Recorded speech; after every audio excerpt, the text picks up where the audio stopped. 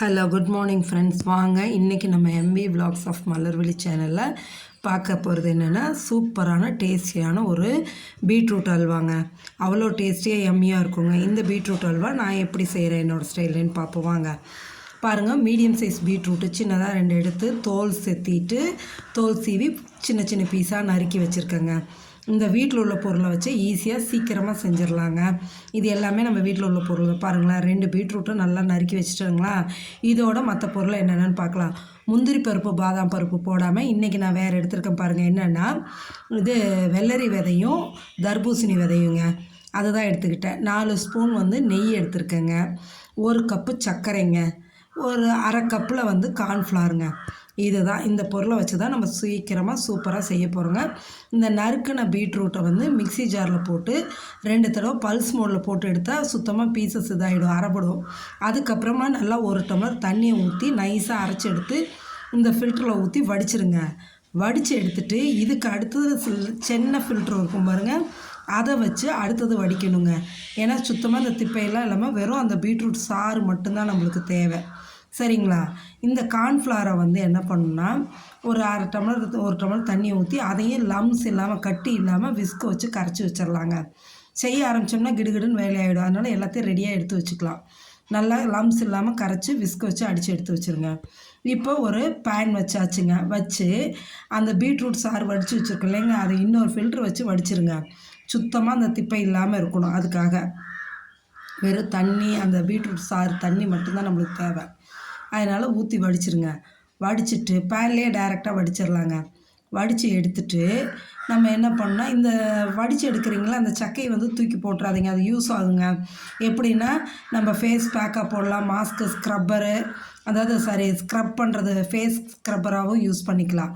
அதுக்கு யூஸ் ஆகும். எடுத்து வச்சுட்டு செய்யலாம். சரிங்களா. இப்போ இந்த பீட்ரூட்டு சாறு இருக்கு இல்லைங்களா, அதில் நம்ம 1 கப்பு சர்க்கரையும் அதிலே போட்டு கலந்துருங்க. ஸ்டவ்வை இப்போல்லாம் ஃபுல் ஃப்ளேம்லேயே வச்சுக்கலாம், பயப்பட வேண்டாங்க. ஃபுல் ஃப்ளேமில் வச்சுக்கிட்டே நீங்கள் கிளறலாம். கிளறிட்டு இப்போ என்ன பண்ணுறீங்க, இந்த கார்ன்ஃப்ளவர் நம்ம கட்டி இல்லாமல் கரைச்சி வச்சுருக்கோம் இல்லையா, அதை இன்னொரு தடவை நல்லா கலக்கிட்டு அதையும் எடுத்து இதோட சேர்த்திடணுங்க. இதோடு சேர்த்து ஊற்றி அதையும் நம்ம கலக்க ஆரம்பிச்சிடலாங்க. கலக்க ஆரம்பித்து கொதி வர்ற வரைக்கும் நம்ம ஃபுல் ஃப்ளேமில் வைக்கலாங்க. பாருங்கள், நல்லா கரைச்சி விட்டு கட்டி இல்லாமல் இந்தமாரி ஊற்றிக்கிங்க. பாருங்கள், கலர் எவ்வளோ சூப்பராக இருக்குது பாருங்கள். இந்த கலரு என்ன ஒரு இதுன்னா, இந்த பீட்ரூட் அல்வா கேரட் அல்வாலாம் செய்யும்போது நம்ம ஃபுட் கலராக ஆட் பண்ண வேண்டியது இல்லைங்க. அதே நேச்சுரல் கலர் இருக்கா, சூப்பராக அதே நம்மளை எப்படி சொல்கிறது, அட்மையர் பண்ணுது இல்லையா, அந்த அளவுக்கு. இப்போ இதை நம்ம கட்டி இல்லாமல் என்ன பண்ணணும்னா பொறுமையாக கிளறணும். இப்போல்லாம் நீங்கள் தாராளமாக ஃபுல் ஃப்ளேம்லேயே வச்சுக்கலாம். தீயை ஃபுல்லாக வச்சுக்கிட்டே கிளறலாம். லேசாக கிளறும் போது லேசாக அந்த தண்ணித்தன்மை போய் கெட்டித்தன்மை தெரியும். லேசாக மாவு அந்த கார்ன்ஃப்ளவர் சீக்கிரம் கெட்டிப்பட்டு வந்துடும். அந்த கெட்டித்தன்மை வரும்போது தான் நம்ம என்ன பண்ணணும்னா ஃப்ளேமை மீடியம் ஃப்ளேமில் வச்சிடணும். மீடியம் ஃப்ளேமில் வச்சுக்கிட்டு தான் அதுக்கப்புறம் நம்ம செய்யணும். இது வரைக்கும் நம்ம ஃபுல் ஃப்ளேம் வச்சு தாராளமாக செய்யலாம். சரிங்களா. அப்படியே பாருங்களேன், முதல்ல எவ்வளோ தண்ணியாக இருந்தது, இப்போ எவ்வளோ திக்காகி வருது பாருங்களேன். இதுக்கப்புறம் நம்ம என்ன பண்ணிடணும், பொறுமையாக மீடியம் ஃப்ளேமில் வச்சுக்கிட்டு அப்படியே கிளறுங்க. ஒவ்வொரு சமயம் பார்க்கல கட்டி தெரிகிற மாதிரி இருக்கும், ஆனால் கட்டிப்படாது. நீங்கள் பொறுமையாக கிளறலாம், கட்டியெல்லாம் விழுகாது. ஆனால் கை விடாமல் கொஞ்சம் கிளறிக்கிட்டே இருக்கணும். சரிங்களா. இப்போ இதுக்கப்புறம் நீங்கள் மீடியம் ஃப்ளேம் வச்சுருங்க. தீயை குறைச்சி வச்சுட்டு இப்படியே கிளறுங்களேன். பாருங்களேன், நல்லா கெட்டியாகிடுச்சு பாருங்கள். இந்த அளவு கெட்டியாக வரவும் இதை அப்படியே கிளறிட்டு என்ன பண்ணுன்னா, நான் ஏலக்காய் பவுட்ரு உங்கள்கிட்ட காமிக்க விட்டுட்டேன். ஏலக்காய் பவுட்ரு நல்லா 1 ஸ்பூனுக்கு எடுத்து ஃபுல்லாக போட்டுக்கலாங்க. போட்டுகிட்டே அப்படியே கிளறி எடுங்க.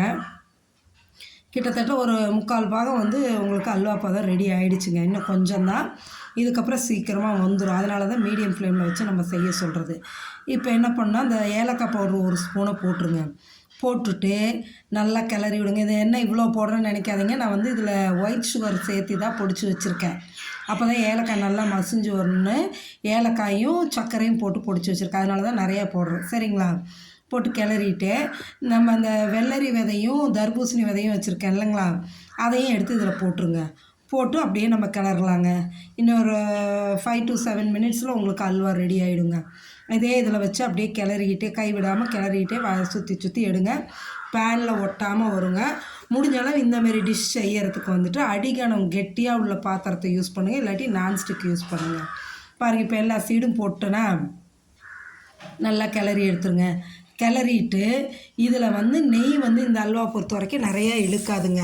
ஒரு 4 ஸ்பூன் தான் நான் எடுத்து வச்சுருக்கேன். அதில் ஒரு 3 ஸ்பூனை மட்டும் போடுவோங்க.